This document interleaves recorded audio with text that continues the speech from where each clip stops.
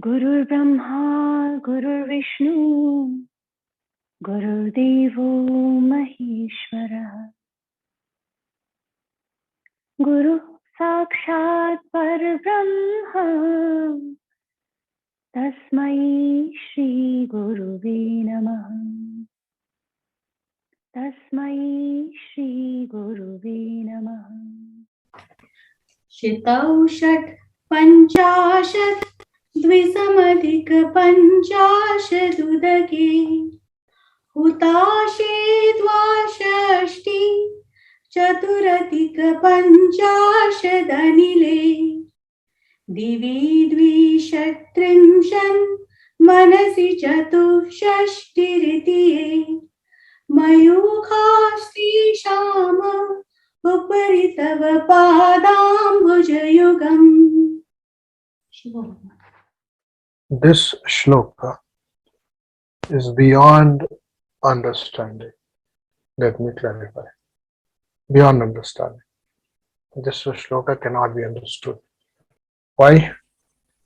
Because whatever is being described here belongs to Adi Daivik reality, or what we call Pratibhasik reality. Okay. Which is much higher than the Vyavaharik Satya, the transactional reality. Okay. And these are rules. These are rules which have been seen by teachers, masters, great adepts. We as a human being are not capable of grasping all the qualities and all the modifications of tattvas. Okay? Not easy for us. What we mostly deal with it, two tattvas which are most tangible. Okay. Most tangible tattvas are the two. Fire, only one aspect of fire is seen, right, which is called light. Tanmatra is rupa. But fire is driving everything, so that's not perceptible, right? Yes or no? It's energy in every form. It's energy which is prana. It's energy which is nuclear. It's energy which is magnetic. So every energy is fire. And there are so many ways fire can express itself. Any sort of energy is fire. Right? And that is why it is said there are 62, not one or two. There are 62 different manifestations of fire. How many of them we know? How many of them we are able to grasp in the physical reality, the transactional one? Right? How many types of energies we know so far? The fire, is it not? In our system itself, it should be present. It should be present within our system. Why? Yat pinde tad brahmande. Alright? So within our system, 62 types of fire should be available.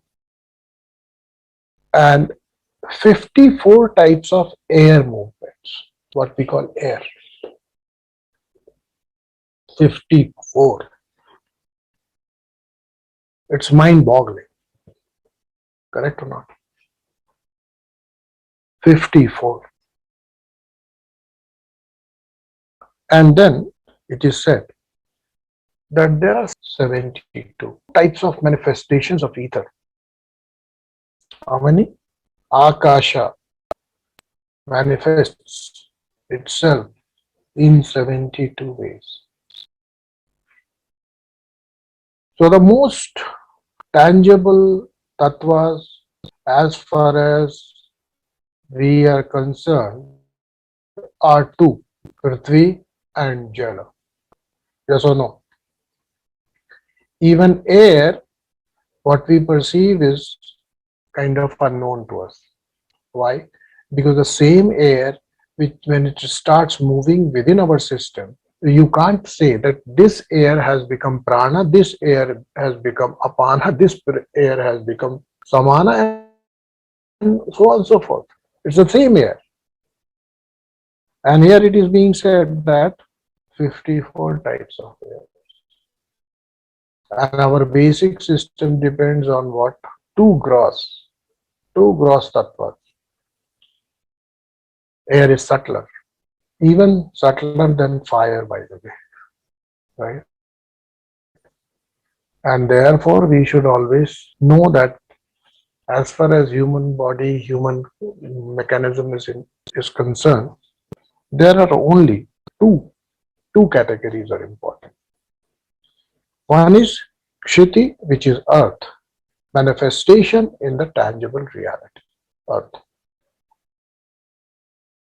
having all Panchatanmatras, 52 of water, 56 of earth, 56 of earth and 52 of water.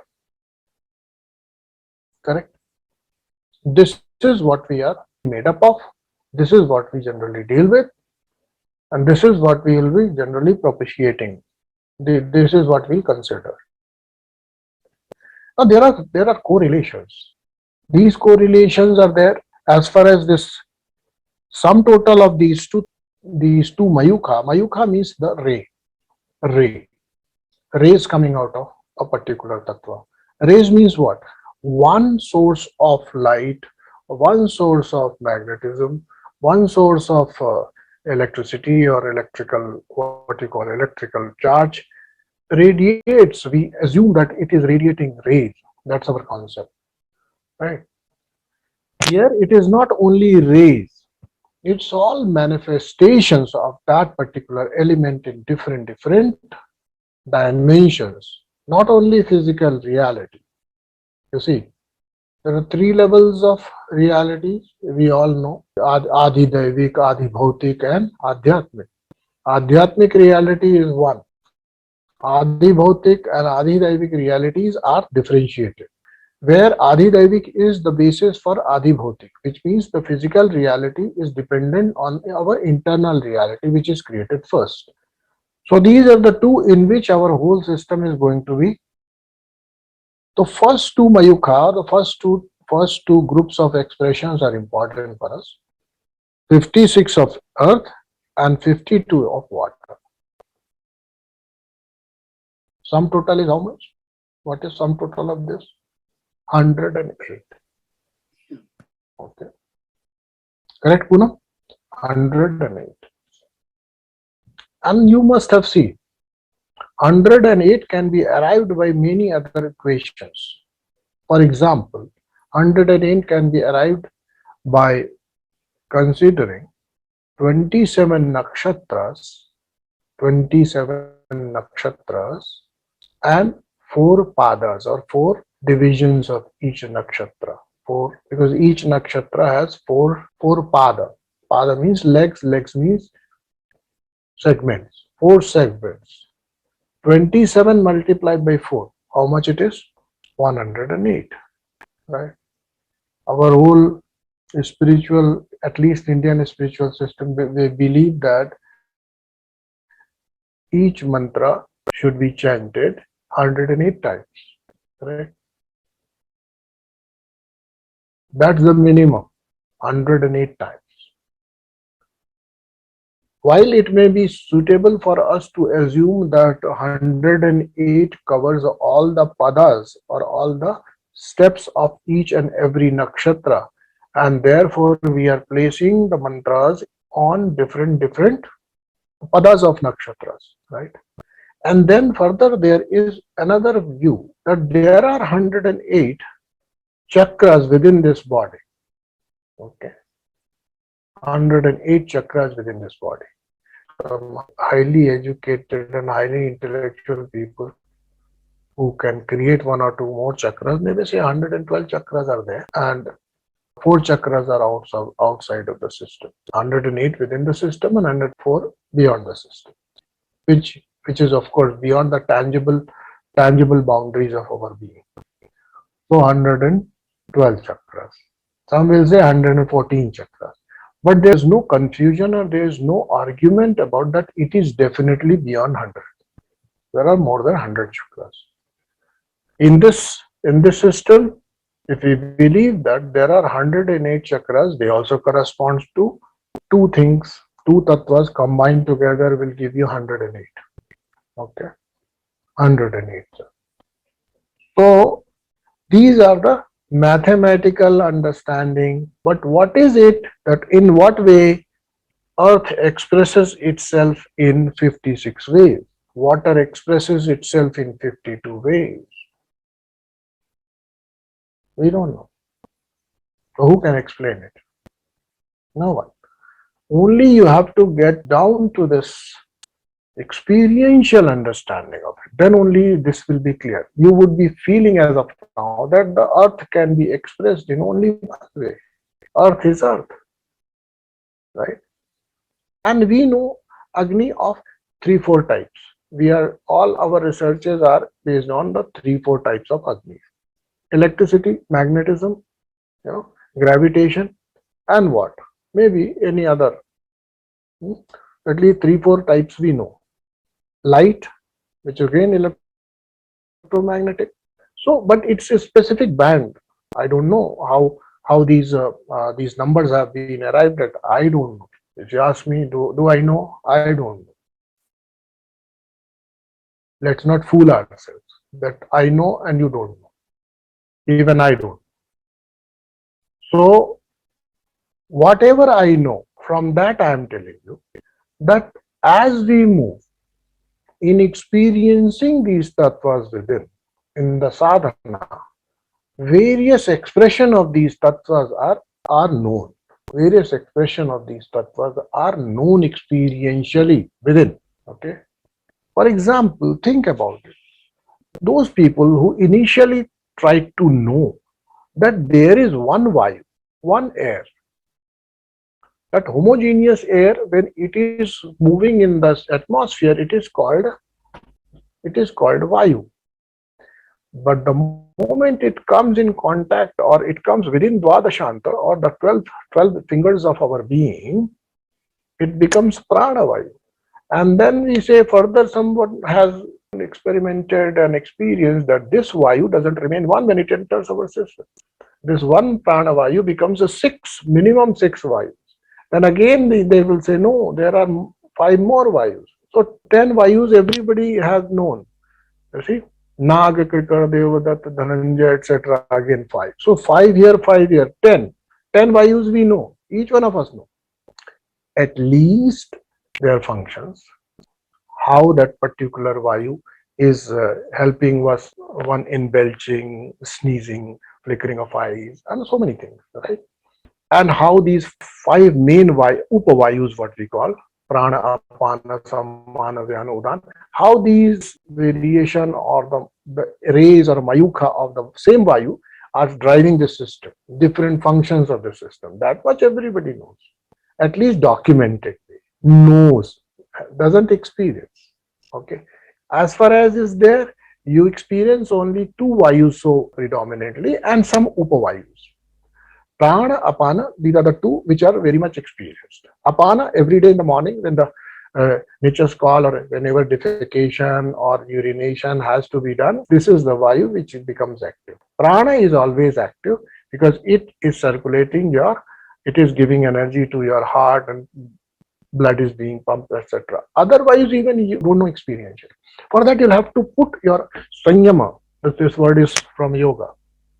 You'll have to do samyama on your own system and own assimilation of prana. Then these different rays or different manifestations of the same vayu would be known, right? So what Shankaracharya writes here, to be able to experience exact number of these manifestations of each and every tattva, probably you would require many lifetimes. But what we should be interested here in is that what we are interested here in, not all the tattvas, but the mind. It is said that mind has 64 manifestations. You see, these tattvas are not going to liberate us. They are only going to augment our capacities in terms of raising our consciousness a little bit to the level of mind. And mana eva manushyanam karanam bandha mokshayo. So we should be interested in which kala, which mayuka, which tattva. It's mind. Okay. Not all tattvas. They are gross, yet they circulate all our systems. For example, any programmer, by the way, somebody says, I am a C++ master. I am programming in C++. Somebody may say, no, I use another language which is called, or another way of C, Visual Basic VB. Somebody will say, I am Java. I am expert in one particular language which is used for programming, Java, or maybe some other thing, right? But look at it. Every language at the end is zeros and ones. Ask that person, do you know the structure of C++? I don't know. I'm master of C++, but I don't know what is the structure, on what structure this language itself is standing. Yes or no? But this person who knows C++ can create lot many programs to help you in your technological endeavors, in your day-to-day solving certain problems, etc. Yes or no? In the same way, we may not be knowing every mayuka or every tattva in its so much detail, but if we are ready to experiment with, if we are ready to investigate and try to get some mastery over one tattva, which is also called tattva, which is called mind, mana. Here in this shloka, it has been said, manasicha chatushashti riti. How much? Chatushashti. 16 4 times. 16 4 times. Okay. 16 kalas 4 times revolved around. Become 64. Think about it. What is 16 and what is 64?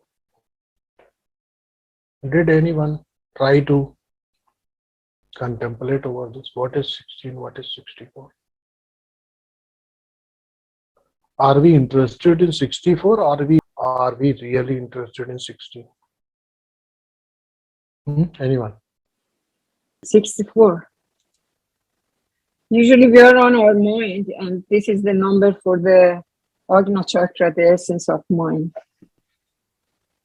The number for Agya chakra is 64, you are saying, right? Yes. Okay.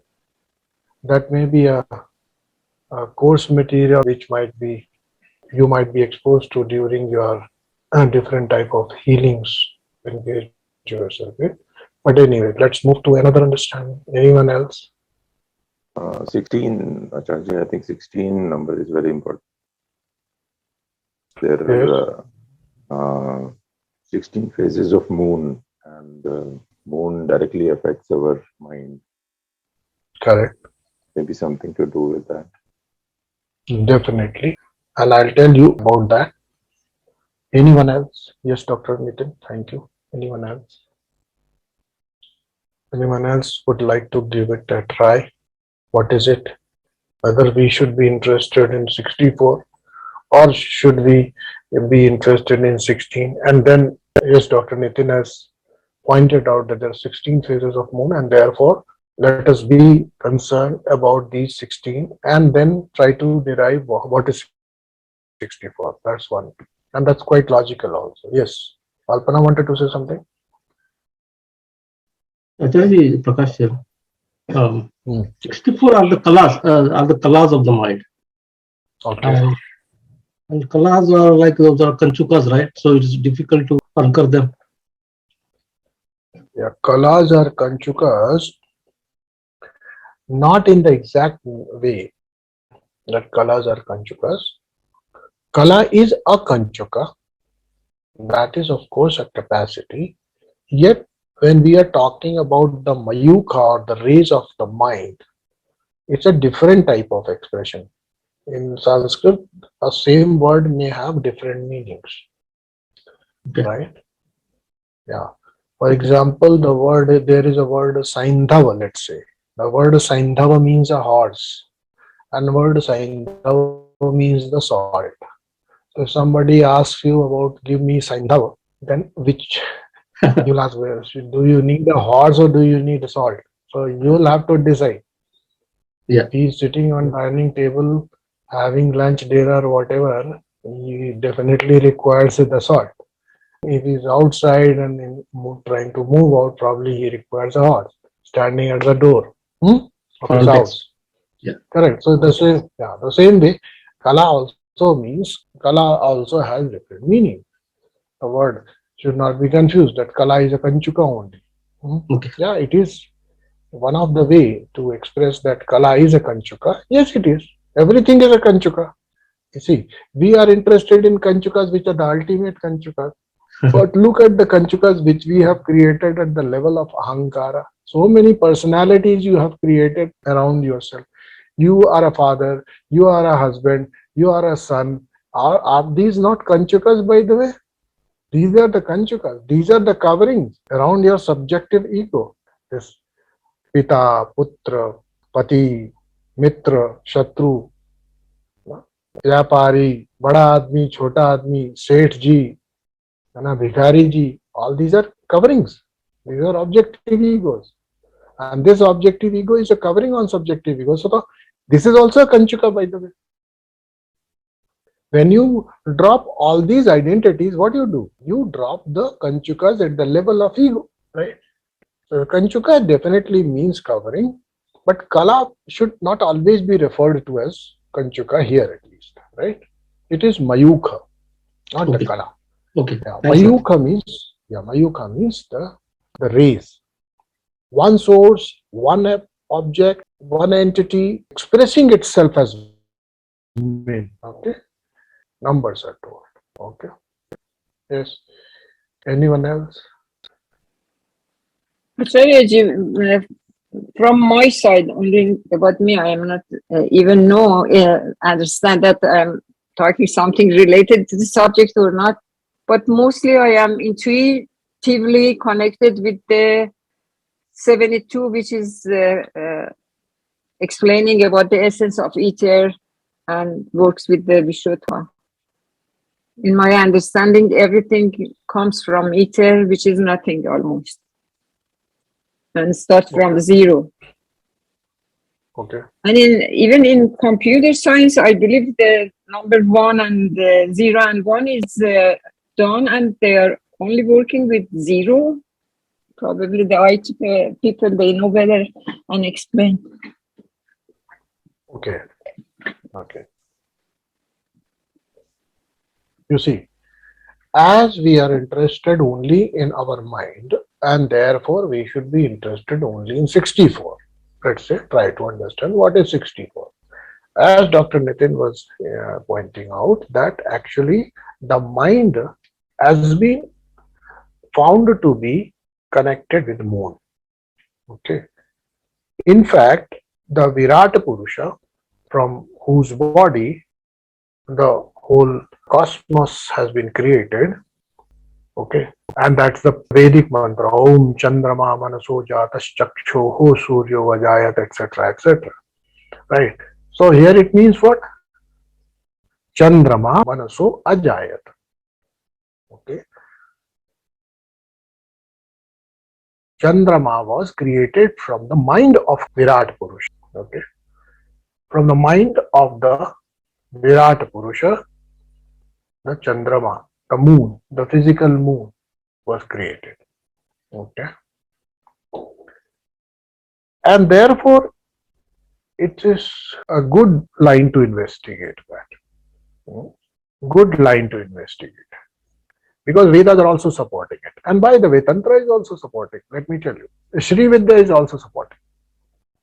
Sri Vidya says that the ultimate mantra or ultimate exploration of any sadhaka has to be done with the 16-lettered mantra, which is called a Sodashi. Okay. Not mean that you can explore a 16-letter mantra on day one or maybe in this lifetime itself. That's not a possibility. And where from you begin? You begin from the Traikshari mantra with only 3. You begin with 3 and you reach 16. Right? For example, for just a little bit elaboration, not because I am taking you through the journey of mantras, but we start from single syllable. All of us, right or not? In Tattva Shakti Vigyan, in our Tantric journey, we begin with single syllable mantras, right? Now, if you remember, all those who have gone through this initiation process, they know that they had been given a 3-syllable mantra for as their personal mantra, okay, which correspond to the augmentation and the purification of your 3 states of consciousness: Jagrat, Swapna, Sushupti. Okay, that way. Or if you want to move to the reality perspective, then you can say Adhidaivik, Adhibhautik, and Adhyatmik. Okay, all right. So that is 3-lettered. Even when we move in prescribed journey of our Tantra sadhana, all of you who have been now initiated in Tritiya Koti, you would know that you have also been given a 3-lettered mantra, 3 syllables. Okay, 3 bijaksharas are there. And as we move, our next stopovers or our journey will be 3-lettered mantras. Letter means syllable, 3 syllables, simple 3 syllables in the mantra, 3 bijaksharas in the mantra. Now these bijaksharas are compound bijaksharas, not the singular bijakshara, by the way, as we have been doing in Tattva Shakti Vigyan level 1, where each mantra, each letter itself becomes a bijakshara, right? So the combined power of different consonants and of course vowel, when they are conjunct with the anuswara, they become the mantras. So in the traditional tantra, where sadhana of devis, the deities, in terms of your connect with the deities, Mahavidyas, etc., begins. Before that begins, there also you are given 3-lettered mantra. Okay. So we begin with 3. And what is our journey here? If we look at our whole authentic system of Tantra, traditional way of moving from Krama Diksha, moving from one mantra to another mantra to another mantra, and so on and so forth, where we reach is called 16-syllable mantra, which is called Sodashi. Okay, that's the highest. That's the highest. So that also supports this notion or this direction in which Dr. Nitin pointed out, that it should be concerning mind, and that too 16. Okay, why 16? I'll tell you why 16. Only because we want to move from the Jagrat Turiya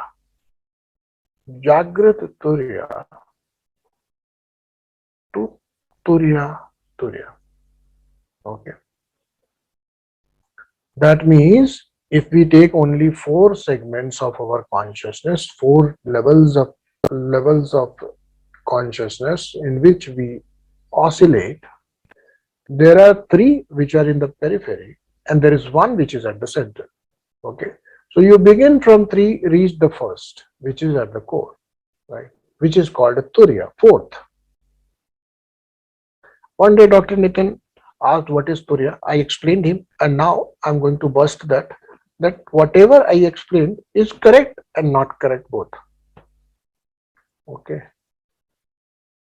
Okay, that's correct and may not be correct both. But initially it is correct. I'll tell you why. Because A for apple is correct or not? Tell me. Yes, it is. But A for aeroplane is also correct. Right? A for air is also correct. Right?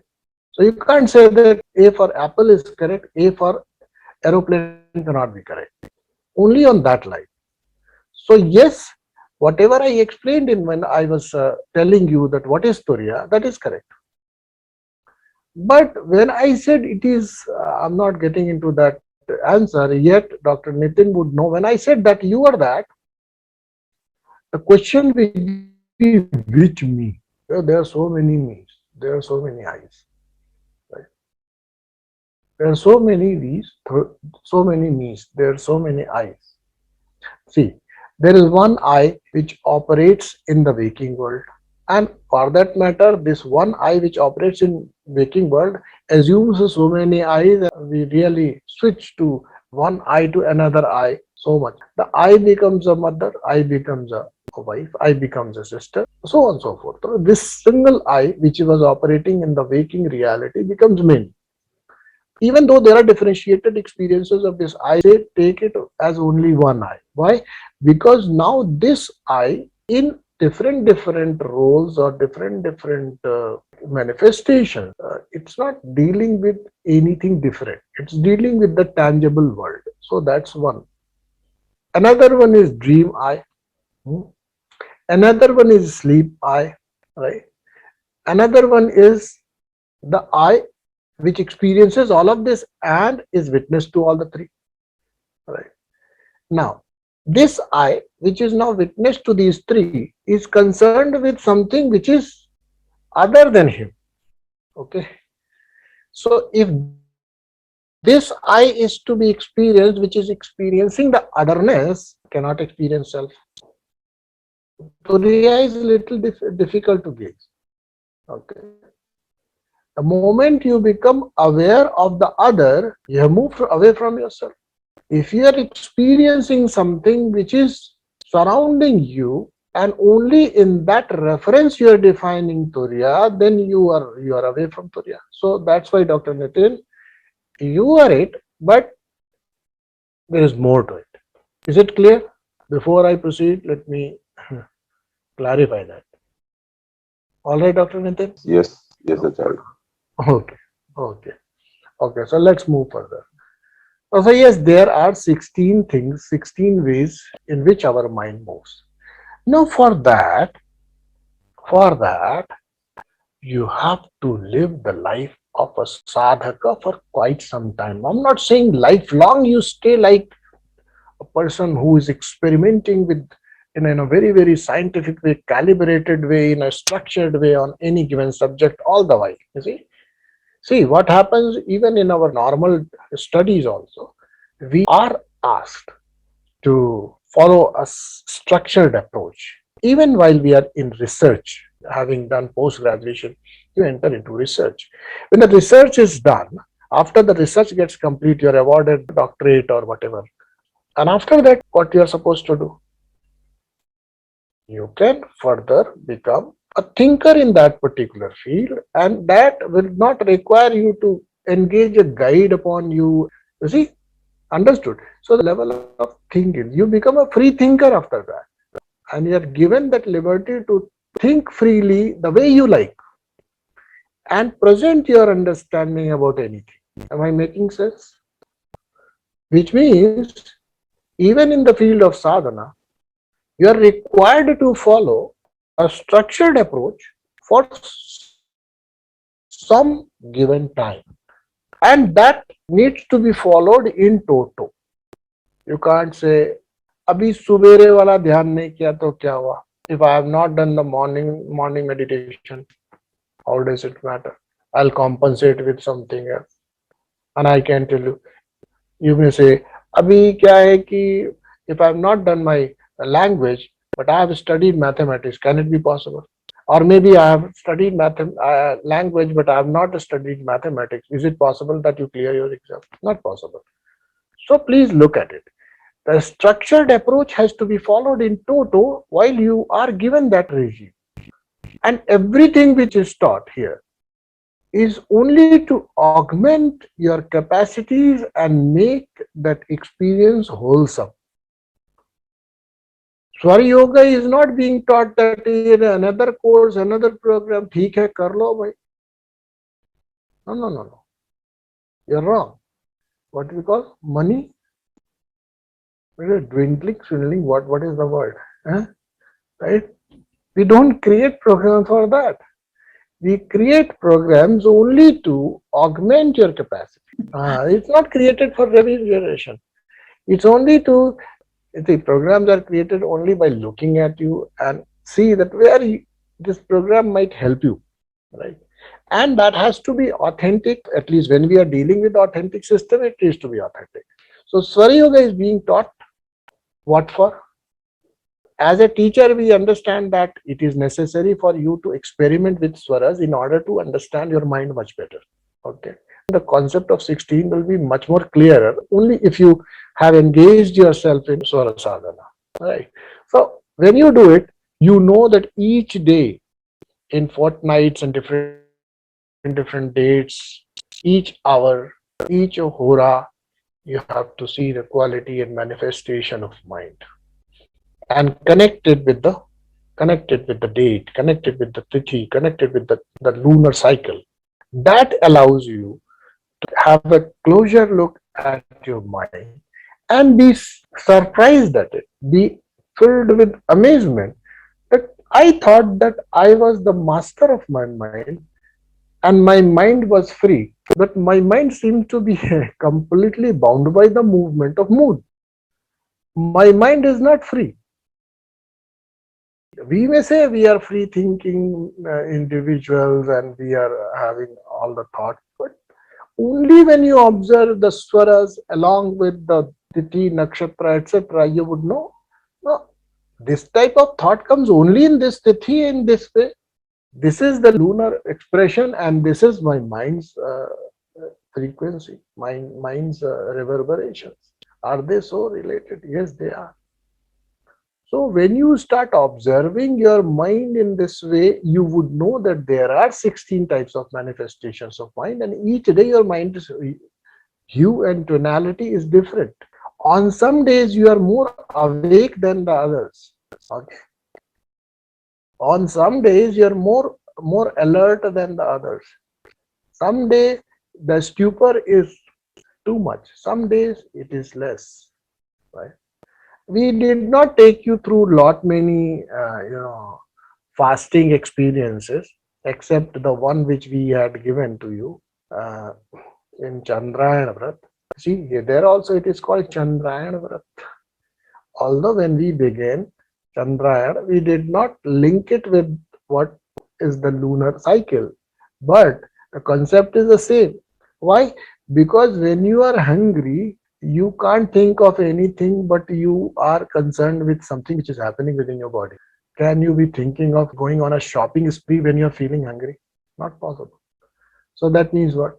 When you are hungry, you stay with yourself, at least with your body. And when you stay with yourself anyways, a motive added to it will help you focus on certain other things, like the tonality of mind, like how swaras are moving, like how my different pranas are moving in a given day. That's the possibility in Chandrayana Vrat. But anyways, Chandrayana Vrat is done occasionally, not that you can do every day, not that you can do one after another, that you cannot go on the spree of Chandrayana Vrat. But it's an intense experience which will reveal the tonality of mind connected with the Chandra. Okay.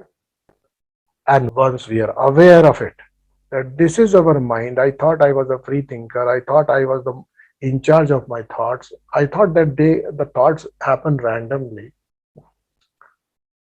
Once it is recognized, you see, the mind moves in its own way, body moves in its own ways. Where am I in all this? You see, where am I in all this?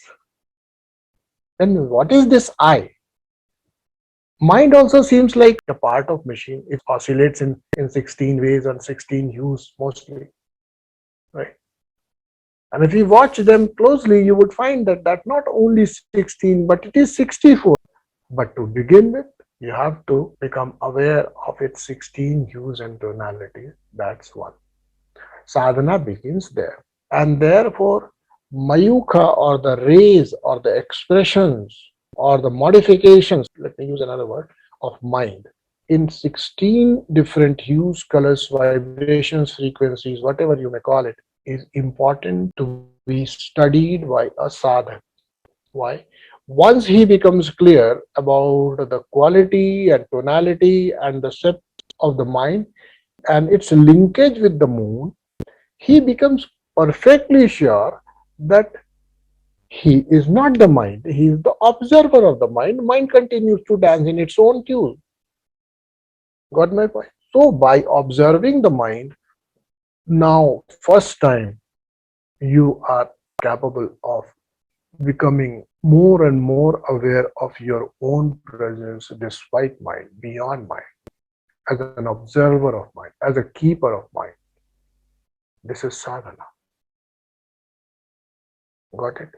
So, as I said, the whole meaning of this mantra is beyond our understanding. But it paves path for many sadhanas. For example, it paves path for the Swara Siddhanta. It paves path for the Chandrayana Vrata. It also paves path for moving in our hues of mind engaged in different type of rasas.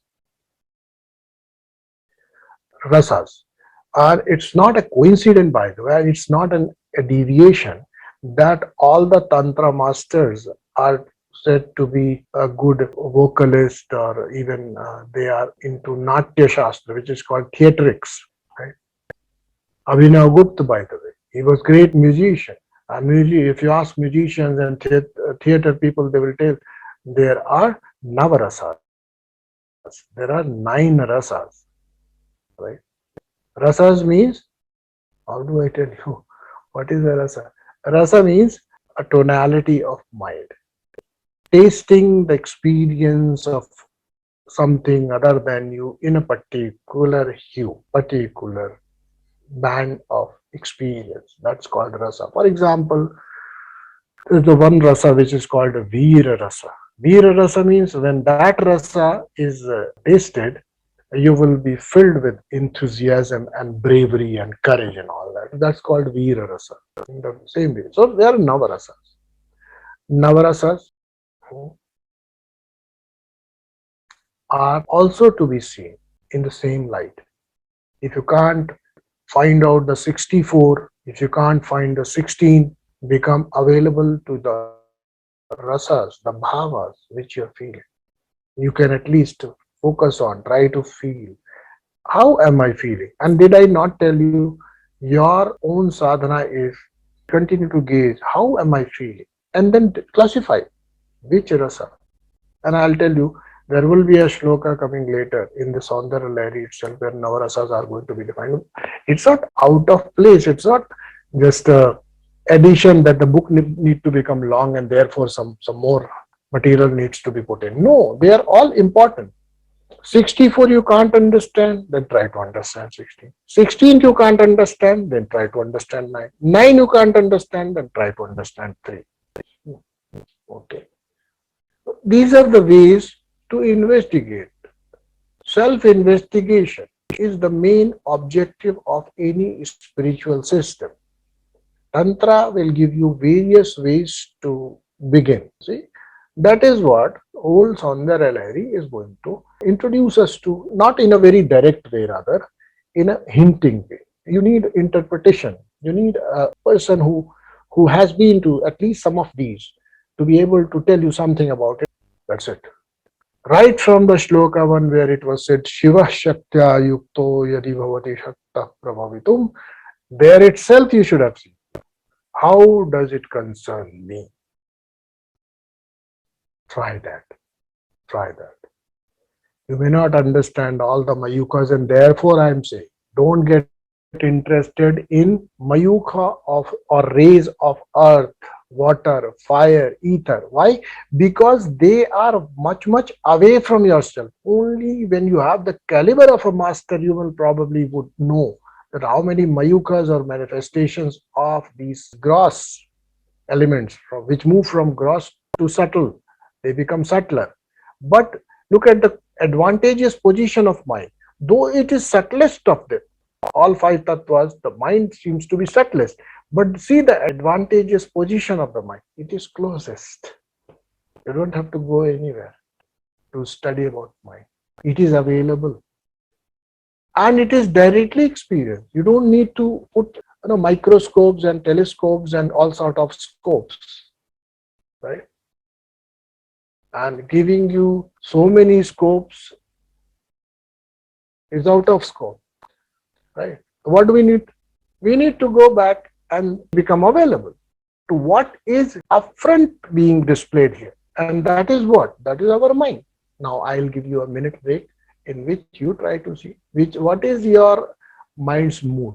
How is your mood today, right now?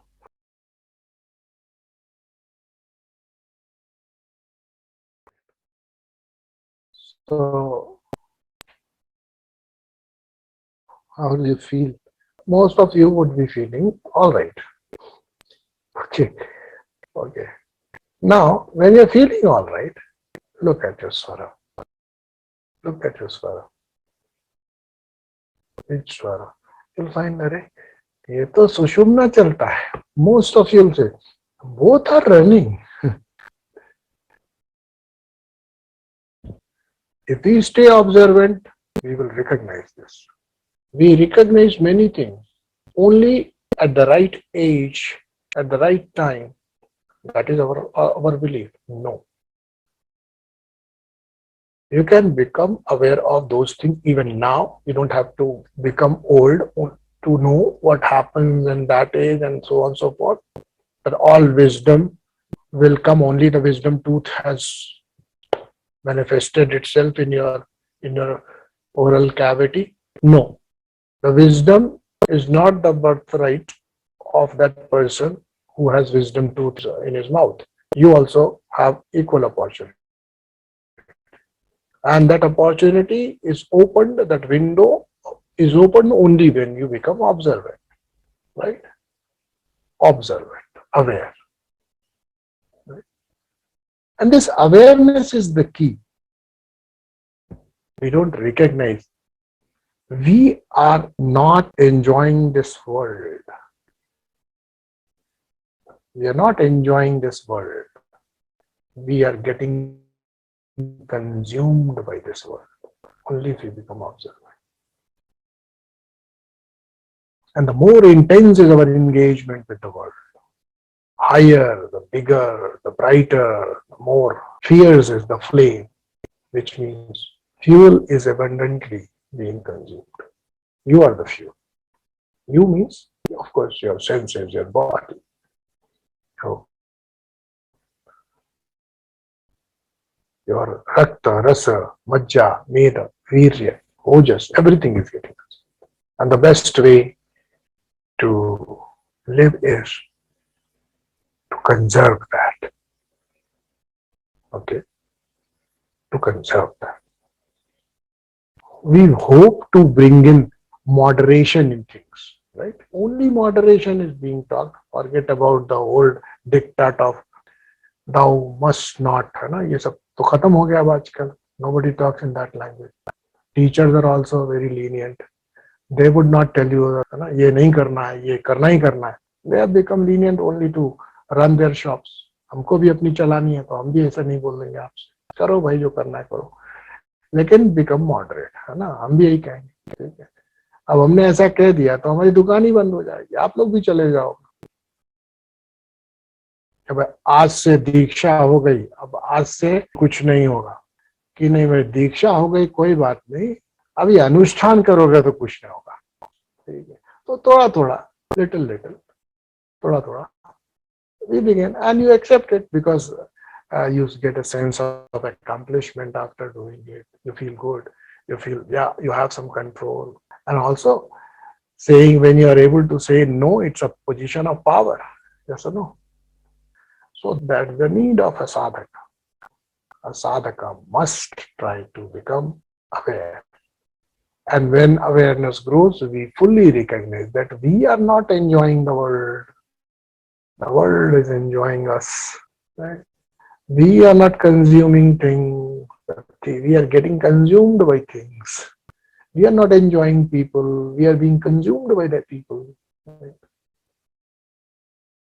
Important for us. Moderation is needed everywhere in life. overindulgence in anything needs to be done away with. But how? How?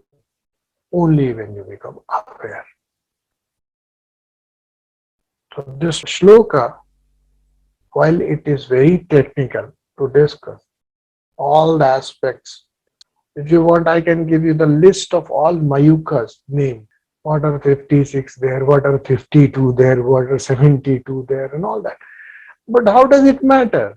What is in the name? Okay. I'll tell you one thing and then you'll understand what it is. Suppose you're trying to express a feeling which you experiencing, let's say, something, you're not feeling well, some uneasiness, etc. And you see, the way I'm saying, it simply means I'm falling short of expressing that. Has that not happened with you?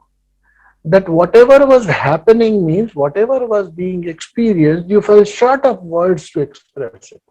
And say, I don't know how to put it. I don't know how to say it. I don't know what I feel.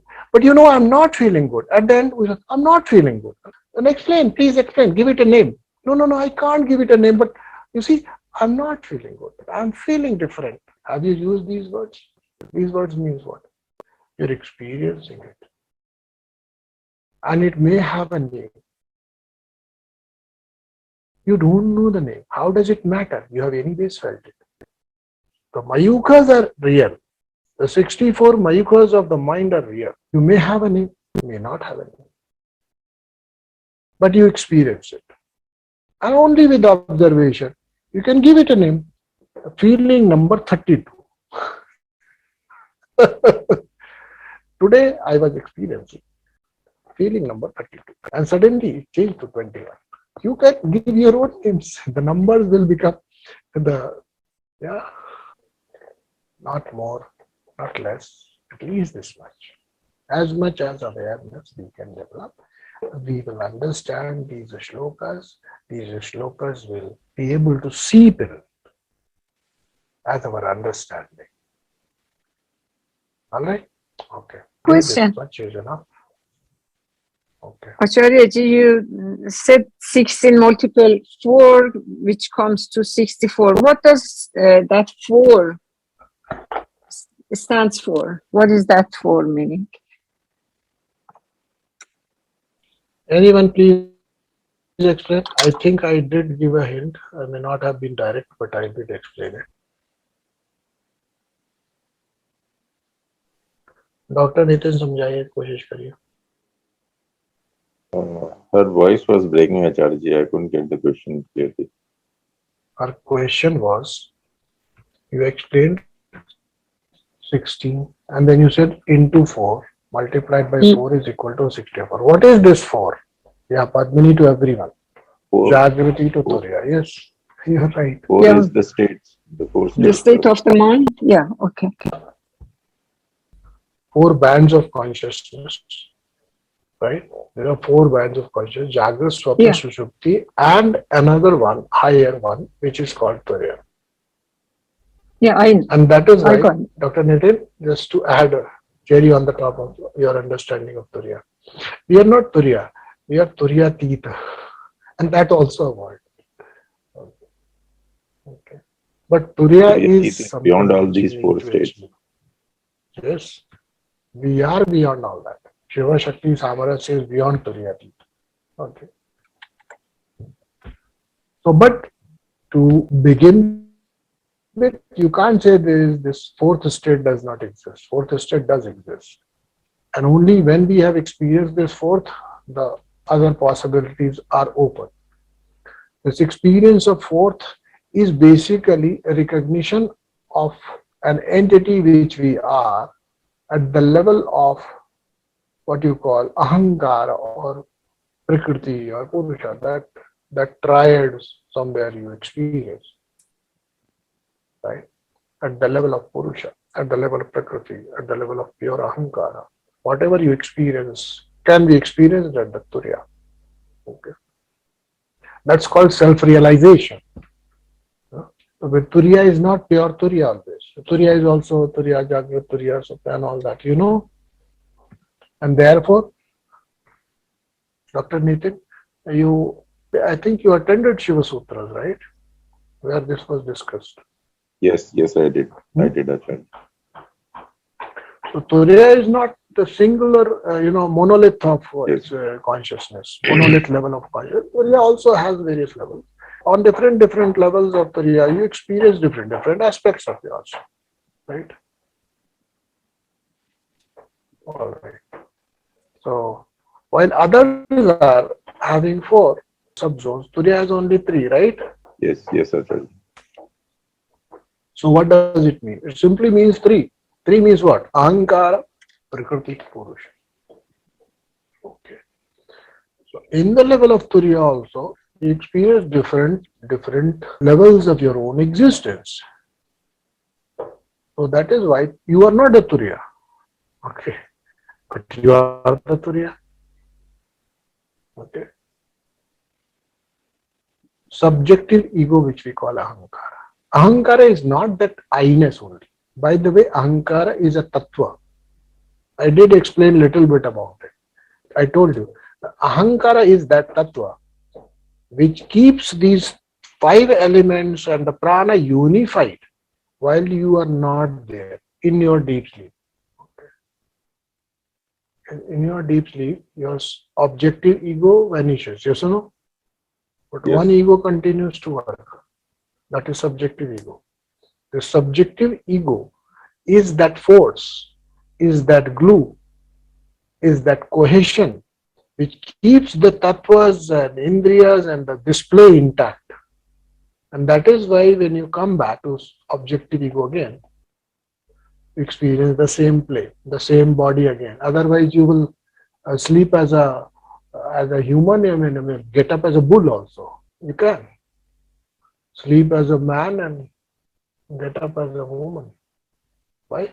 Because at that time, there should be something, some entity to keep this functionality or these expressions in their seed form the way they are right now, right? Because they would have moved from this body to Anantakash or not. Because they are anyways tattvas. Why the tattvas need to stay collected in this body in a particular way, in a particular hue, in a particular fashion?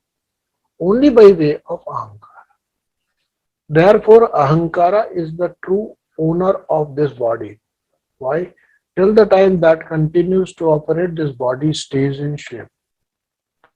Tattvas remain active and prana also remain active. Okay? Prana also remains active the way it is working. Now it continues to work in the deep sleep also. But why are we not aware of our... Sorry. Yeah, please. Yeah. Ask. Acharya, I was asking, why are we not aware of this subjective ego in our deep sleep? Or, I mean, there is no awareness in deep sleep. So, what is this it that tells us that we had a very sound sleep when we get up? Because we are not aware of the subjective ego also. Or also, the other question is, in Turiya, so what is the difference exactly between the deep sleep and Turiya? Turiya, we are aware. The awareness is there in Turiya, is it? I don't know. I mean, please, can you just slightly explain it a bit more? The question is, I'll tell you. Yeah, I will tell you, Dr. Nisay. Your question is quite valid. And the question has a very, very long explanation. Very, very long explanation. And so many other terms are to be introduced when we want to explain that how you are saying that you were there in deep sleep. I was there in deep sleep, right? Right? Yes. See, whatever will be taught or whatever will be explained, right? Whatever will be explained, that understanding will be put outside the door. Even after understanding this, whatever is being taught, whatever is being explained, at the door itself, outside the door, that understanding will be dropped and you will enter the den of the deep sleep. निद्रा देवी के घर में जब आप जाएंगे तो ये ज्ञान छोड़ के ही बाहर जाएंगे. ठीक है, ये फॉर श्योर, इतना पक्का है. फिर भी समझाया गया है. Then also it has been explained. Someday when we will discuss Mandukya Upanishad, we will talk about it. Okay, sometime when we discuss, because this is only a theoretical thing to be explained. Practically, it is going to remain like this only, and then this will continue to stay only as an understanding till you have experienced Turiya in the waking. Okay, so not much explanation is needed for the one who has achieved it, but for those who have not attained it, it's difficult. It's difficult, right? Yes, my intention of asking this question, Acharya, was that why am I not able to get into that Turiya? I mean, what is it that is holding me? Is it the subjective ego? Is it there in Turiya also? That is separating the two, that is causing the split. I mean, everything is there. The calmness, the peace, the mind is not there. Nothing is there, but I mean, I'm not able to enter that Turiya.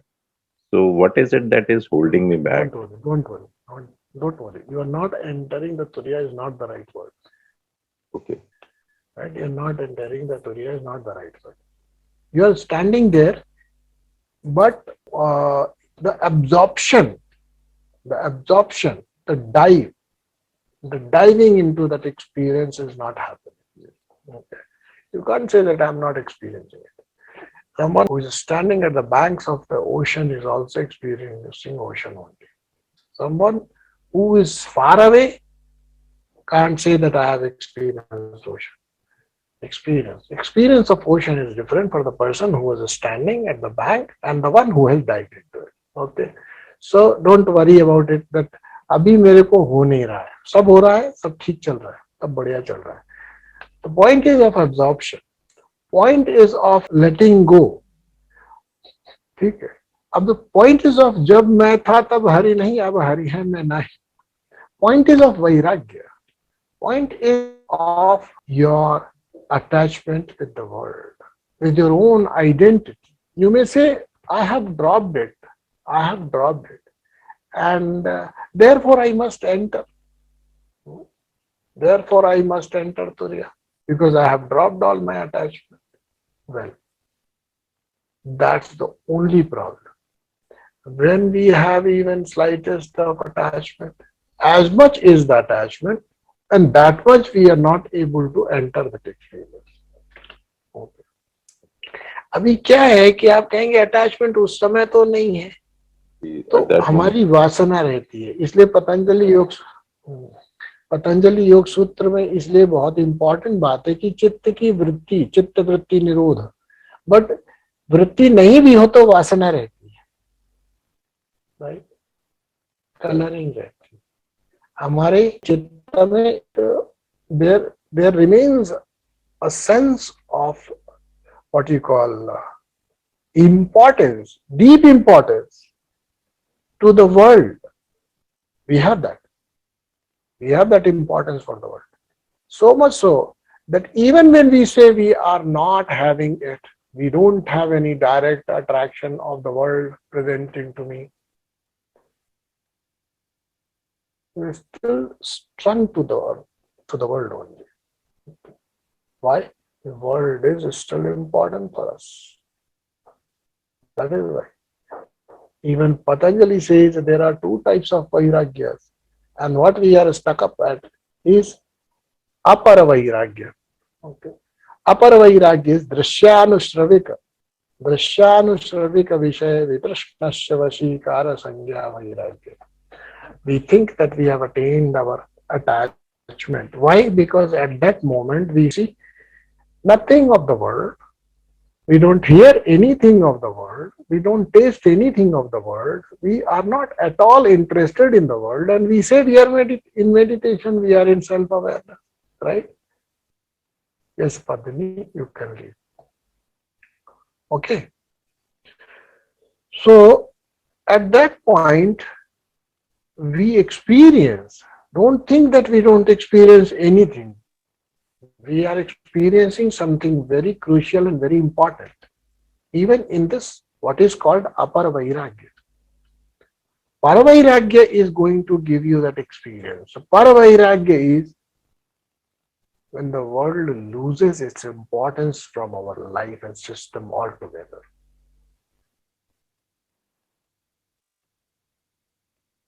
Okay, Doctor? That is Paravairagya. Whether the world exists or not, I'm okay with it. That is called Paravairagya. Looks like it's an impossible task, but no, it is not. There are phases in our life, there are times in our life when we move into that. We'll talk about it later. कि कैसे उस वैराग्य को हम प्राप्त करें, जो कि उपलब्ध है बाय द वे, ठीक है। पर वैराग्य भी उपलब्ध है, हमारे सिस्टम में है, हमारे डेली एक्सपीरियंस में भी है, ओके। पर हमको अभी समझता नहीं है, we don't get the hint of it कि ये पर्टिकुलर फीलिंग है जिसको बढ़ाना है। This is the particular phase of my experience और phase of my feeling which needs to be expanded. वो है, कुछ असंभव चीज नहीं बताई जा रही। There is nothing being taught here which is impossible है, ऐसा होगा ही नहीं कभी, ऐसा नहीं। वो सब कुछ उपलब्ध है।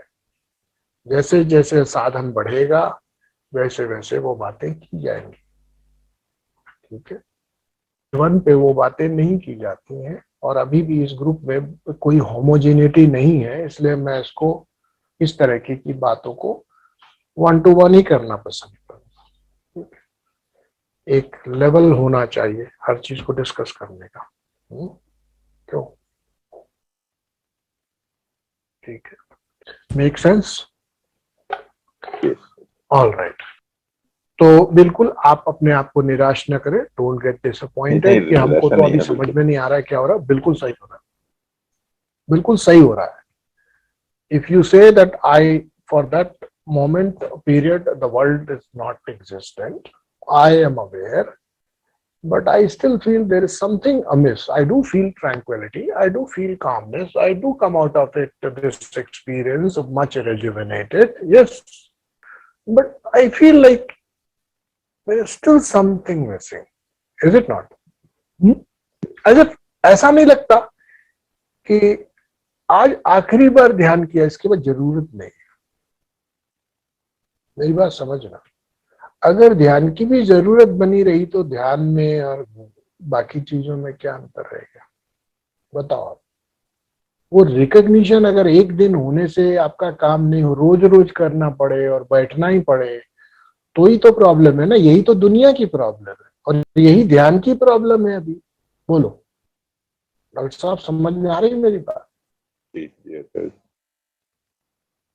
तो वो स्थिति जिसकी आप इच्छा कर रहे हैं या जिसकी तरफ आपका आकर्षण है, और होना भी चाहिए, कि भाई कर लिया ध्यान, हो गया ध्यान, अब क्या जरूरत है कुछ करने की। समझ में आई बात? अब हो गया, इल्यूमिनेशन हो गया, आनंद हो गया। अभी तो शुरुआत तो ऐसे ही होती है। This journey begins like that only. Daily we need the dose of meditation, daily you need the dose of that absorption that is required daily. What is the value in it? The world is also required daily. Even if dhyana becomes that kind of experience, gives you that experience, what is also great about this dhyana? But it is much greater.